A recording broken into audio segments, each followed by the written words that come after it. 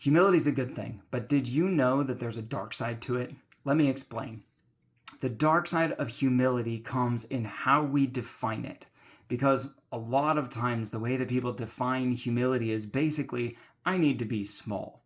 And as we just keep growing smaller, shrinking back, retreating farther and farther, sometimes it might be for good reason, or it might have a good appearance to it. Like people are giving us feedback about our behavior, and we wanna grow. We haven't we want to be good people, and so we're humbly receiving this feedback.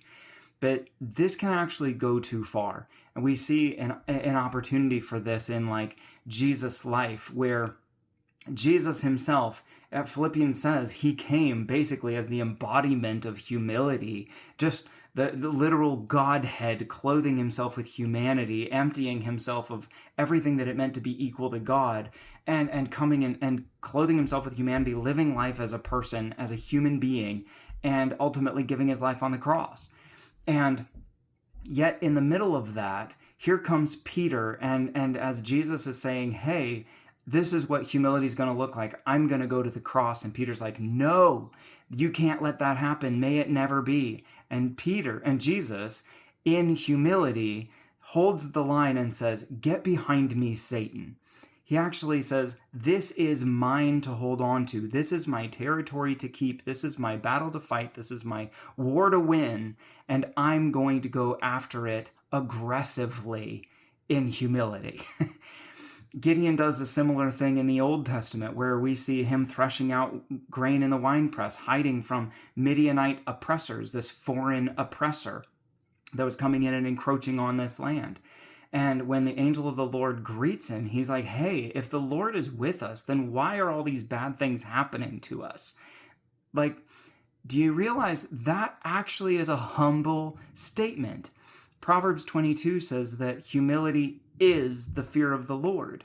And in his fear of the Lord, he's like, I'm going to trust that God is who he says he is. In the fear of the Lord, I'm going to believe what God says about my people and this land, that it belongs to us, that God gave this to us as an inheritance forever. And so, like, his humility is actually to put his faith in God and believe what God says about him and his situation. And so his humility caused him to say aggressively, this isn't right. This land is ours, and them encroaching on it isn't okay.